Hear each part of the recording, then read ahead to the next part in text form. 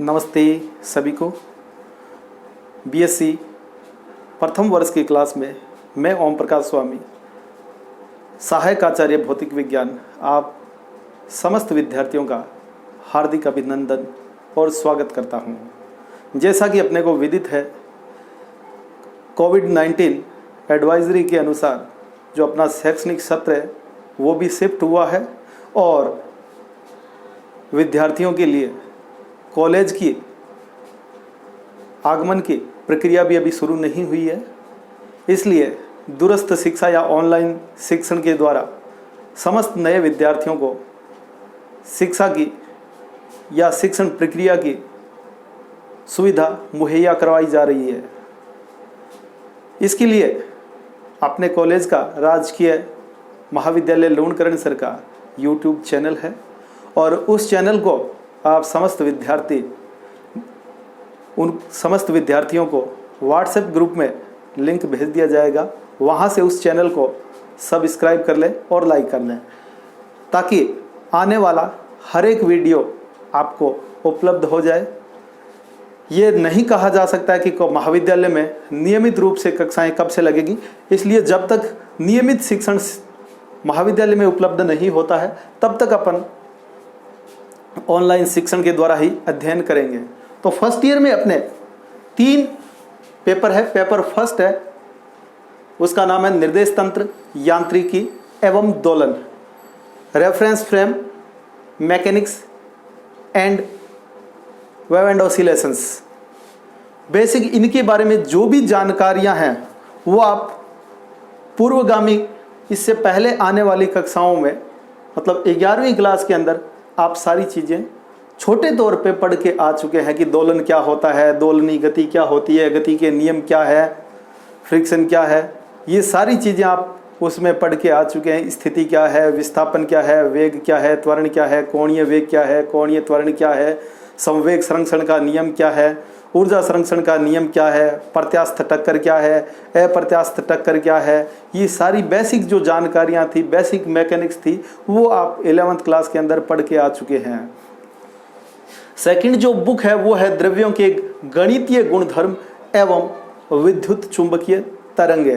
द्रव्यों के जो गणितीय गुणधर्म है उनके अंतर्गत क्या आएगा, जो 11वीं क्लास के अंदर आप फ्लूइड मैकेनिक्स पढ़ते हैं या इलास्टिसिटी पढ़ते हैं, तरलों के गुणधर्म आप पढ़ते हैं, वो सारी चीज़ें इसके अंदर वृहद पैमाने पर आएगी, बड़े रूप में आएगी। बर्नौली प्रमेय है, सातत्य समीकरण है, यंग प्रत्यास्थता गुणांक है, यंग प्रत्यास्थता गुणांक ज्ञात करने के मेथड क्या है, पॉइसन रेशियो क्या है, इसके अलावा जो भी इलास्टिसिटी कोफिशिएंट है उनके बारे में जानकारियाँ, पृष्ठ तनाव क्या है, ये सारी चीज़ें। उसके अलावा विद्युत चुंबकीय तरंगे क्या है, कैसे उत्पन्न होती है, क्या क्या प्रॉपर्टीज़ है, ये जो बेसिक चीज़ें आप 12th में पढ़ गए हैं विद्युत चुंबकीय तरंगों के बारे में, वो डिटेल में इसके अंदर अपने आएगी। तीसरा पोर्शन है स्थिर वैद्युत की धारा एवं चुंबकत्व। ये पूरी की पूरी यूँ कह लीजिए 80% इसका portion similar to 12th class का जो फिजिक्स का अपना पोर्शन है, इलेक्ट्रोस्टैटिक्स, मैग्नेटोस्टैटिक्स, उससे संबंधित है। जो RC, LCR, प्रेरणिक प्रतिबाधा है, प्रेरणिक प्रतिघात है, चौक कुंडली है, वाटहीन धारा है, प्रत्यावर्ती धारा जनित्र है, या यूं कह दीजिए प्रत्यावर्ती धारा का पूरा पोर्शन है। वो सारी की सारी चीज़ें इसमें एज इट इज रिपीट होएगी। आवेशित अचालक गोले के कारण विभव क्या आएगा, विद्युत क्षेत्र की तीव्रता क्या आएगी, पैरेलल प्लेट कैपेसिटर क्या है, ये सारी चीज़ें इस थर्ड पेपर के अंदर आएगी। तो अपन क्या करेंगे, पहली बुक स्टार्ट करेंगे फिलहाल, निर्देश तंत्र, यांत्रिकी एवं दोलन। इसमें जो फर्स्ट यूनिट है वो रेफरेंस फ्रेम है, सिर्फ निर्देश तंत्र है।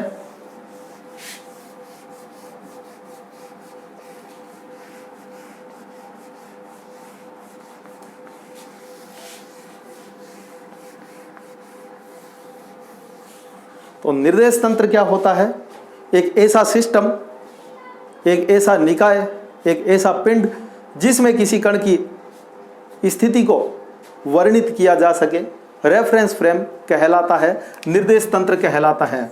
अपन ने अभी तक 3 प्रकार के कोऑर्डिनेट सिस्टम भी पढ़े हैं, कार्टेशियन कोऑर्डिनेट सिस्टम जिसमें 3 परपेंडिकुलर एक्सेस होती है एक्स, वाई और जेड, ये कार्टेशियन कोऑर्डिनेट सिस्टम है। वामावर्ती कार्टेशियन कोऑर्डिनेट सिस्टम और दक्षिणावर्ती कार्टेशियन कोऑर्डिनेट सिस्टम में क्या है, इसको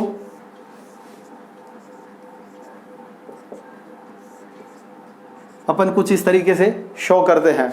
ये दक्षिणावर्ती कार्टेशियन जो कार्तीय निर्देश तंत्र है वो है। इसके अलावा 2 अन्य निर्देश तंत्र अपन पढ़ के आते हैं, स्फेरिकल गोलीय निर्देश तंत्र और सिलेंड्रिकल आर, थीटा और जेड जिसमें कोऑर्डिनेट्स लिए जाते हैं, बेलनी निर्देश तंत्र। 3 प्रकार के निर्देश तंत्र अपन पढ़ते हैं जो एक सामान्य गणितीय रूप में निर्देश तंत्र है, कण की स्थिति के मुताबिक लिए गए निर्देश तंत्र है। अब ये निर्देश तंत्र किस वेग से आगे जाएगा, किस वेग से अपने इस पर्टिकुलर पॉइंट पर 2 डायमेंशन के अंदर घूमेगा, 3 डायमेंशन में घूमेगा, इसके अंदर रखे हुए कण की स्थिति पर एक स्थिर प्रेक्षक का क्या प्रभाव पड़ेगा या एक स्थिर प्रेक्षक के सापेक्ष इसमें घूम रहे कण की स्थिति क्या होगी, उसका वेग क्या होगा, उसका त्वरण क्या होगा, ये सारी चीज़ें अपन क्या है अपनी फर्स्ट यूनिट के अंदर स्टडी करेंगे, पढ़ेंगे। तो गति के नियमों के मुताबिक जो निर्देश तंत्र है वो अपने 2 प्रकार के हैं।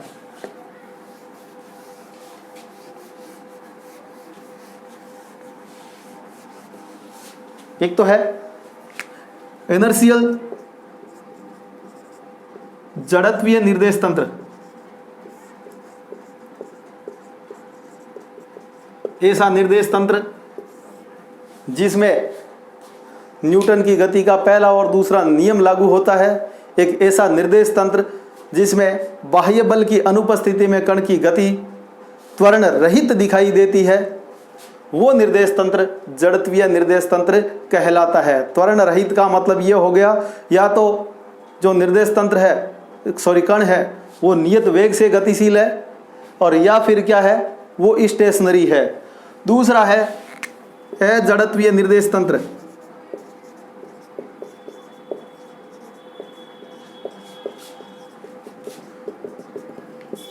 जिसमें क्या है बाह्य बलों की अनुपस्थिति में कण की गति त्वरण युक्त अपने को प्राप्त होती है, अजड़त्वीय निर्देश तंत्र कहलाता है।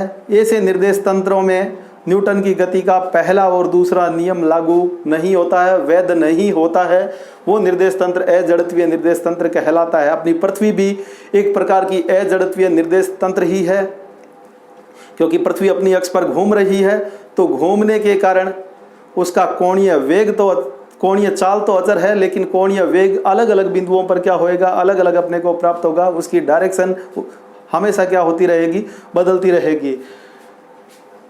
लेकिन पृथ्वी को एक जड़त्वीय निर्देश तंत्र मानकर ही क्या है अपने इस पेपर में कैलकुलेशन की गई है, उसको जड़त्वीय निर्देश तंत्र मानते हुए ही अपने को क्या करनी है, गणना करनी है।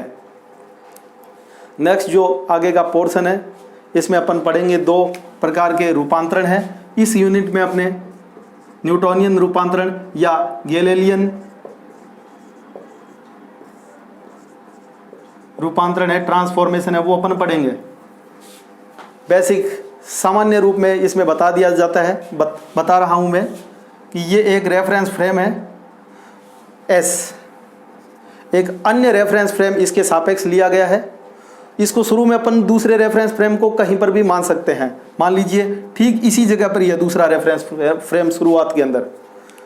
फिर क्या होता है, इन दोनों फ्रेम के अंदर सापेक्ष गति होनी शुरू होती है।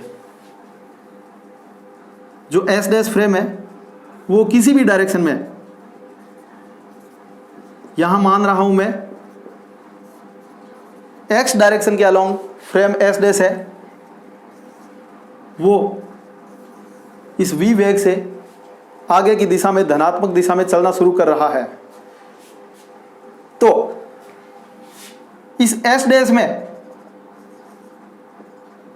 जो ऑब्जर्वर है या कोई व्यक्ति बैठा है या कोई वस्तु रखी हुई है जिसके कोऑर्डिनेट है x dash, y dash, z dash, तो उनके मान इस फ्रेम एस में किस हिसाब से अपने को प्राप्त होंगे वो अपन कंपैरिजन है, वो रूपांतरण है, वो गैलीलियन रूपांतरण के अंतर्गत अपन पढ़ेंगे कि जैसे जैसे ये फ्रेम आगे चल रहा है तो ये पॉइंट भी क्या है, पर्टिकुलर आगे मूव हो रहा है। सपोज दैट एक बस चल रही है, बस में कोई व्यक्ति बैठा है और प्लेटफार्म पर खड़ा व्यक्ति उस बस में बैठे व्यक्ति को ऑब्जर्व कर रहा है, तो प्लेटफार्म पर बैठे व्यक्ति के सापेक्ष वो व्यक्ति क्या है, गतिशील है। क्योंकि बस गतिशील है तो ये माना जा सकता है वो व्यक्ति भी लगातार चल रहा है, क्योंकि उसकी पोजीशन चेंज हो रही है।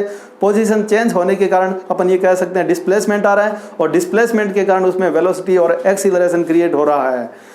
जड़त्वीय निर्देश तंत्र में एक्सीलरेशन अपन नहीं मानेंगे, अपन ये मानेंगे कि नियत वेग से वो बस आगे चल रही है।